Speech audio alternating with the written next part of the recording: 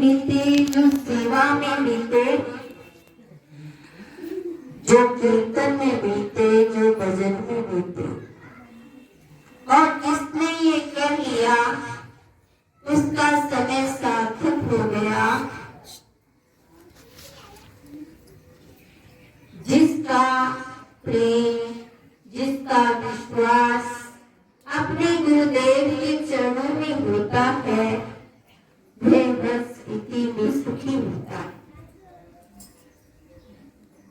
रामायण में लिखा है, बिन विश्वास के भक्ति नहीं, तेहि बिन द्रवहि में राम। बिना विश्वास के भक्ति की प्राप्ति नहीं होती। और प्रभु श्री राम के बिना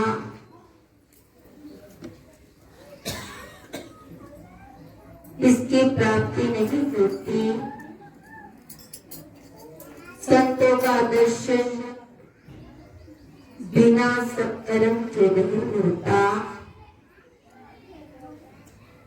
और बहुत जन्मों के पुण्य कर्म होते हैं, तब जाकर हमें सत्संग की प्राप्ति होती है।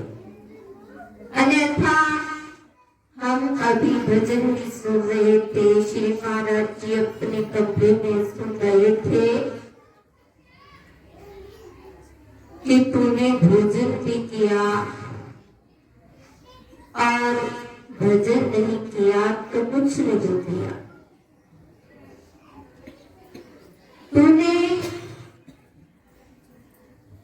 और सब काम किए, सोना भी, खाना भी, पीना भी, सब काम करता रहा। अगर तूने भजन नहीं किया तो तूने कुछ नहीं किया। तो हमें अपने जीवन को सार्थक करने के लिए सेवा, सिमरन, कथा श्रवण, प्रभु के नाम का गुणगान अवश्य करना चाहिए। क्यों करना चाहिए? क्योंकि ये मन की मैल को धो देते।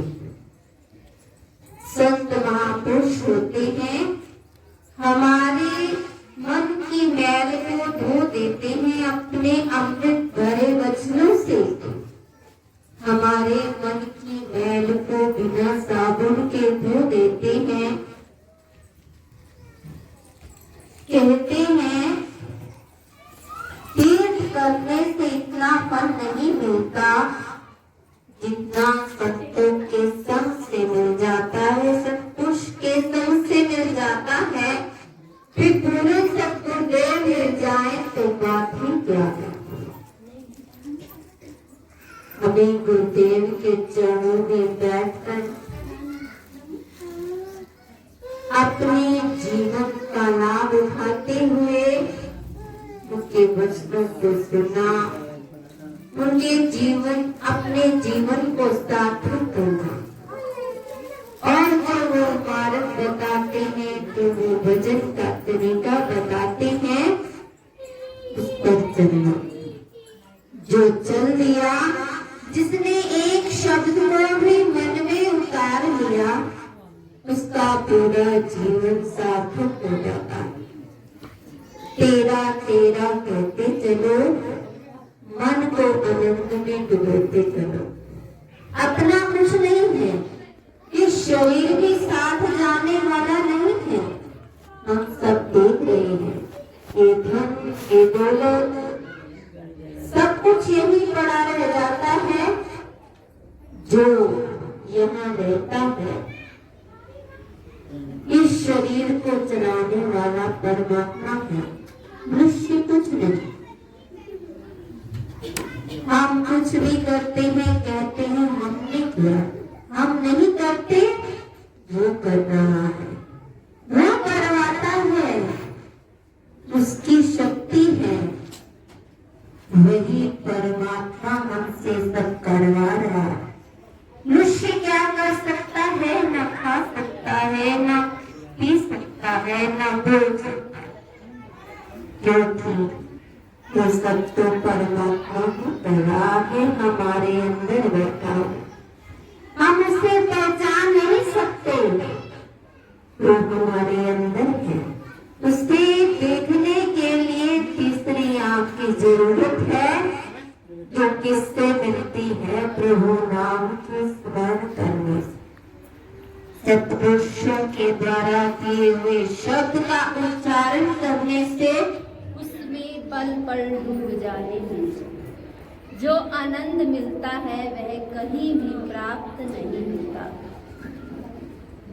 और उस आनंद को प्राप्त करने के लिए, जीवन को सार्थक करने के लिए, एक घड़ी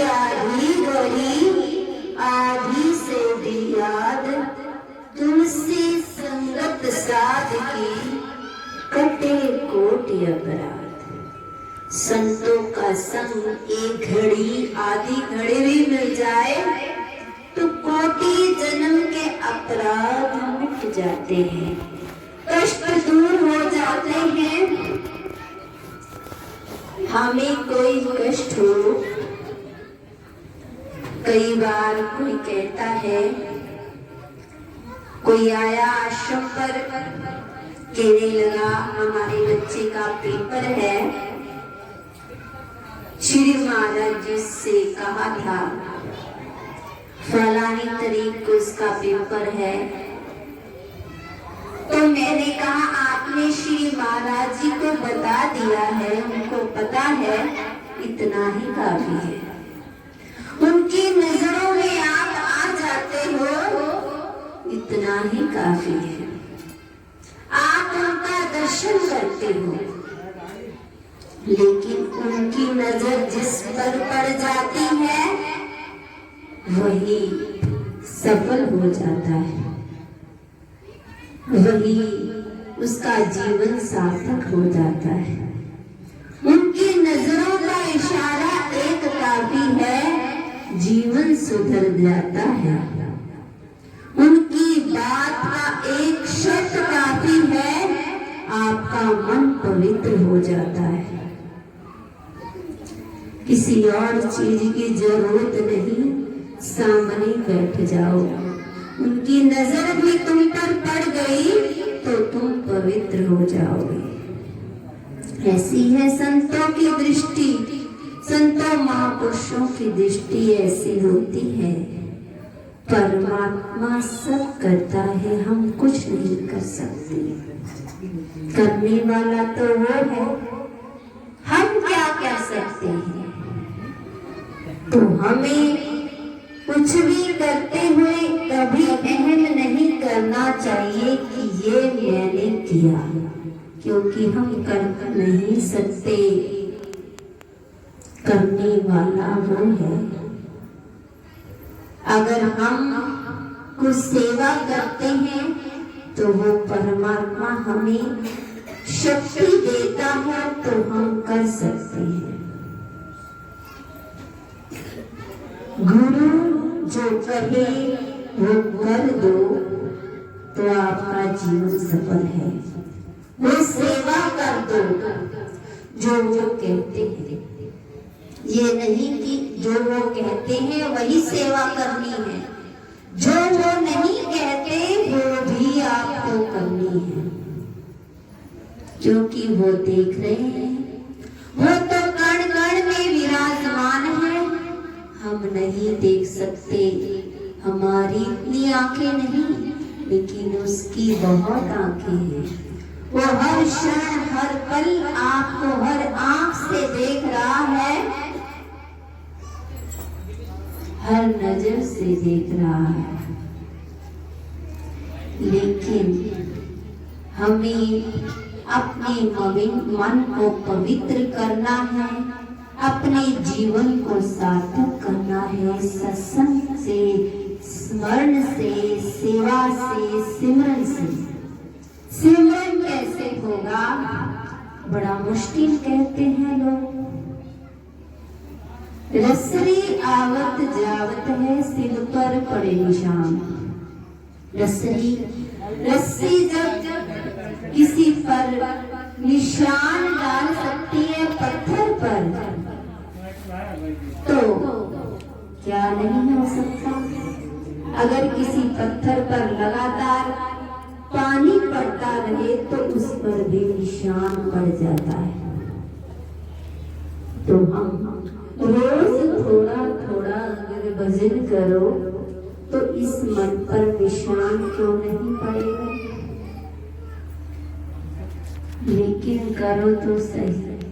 हर कोई नहीं करता, सिर्फ कहते हैं।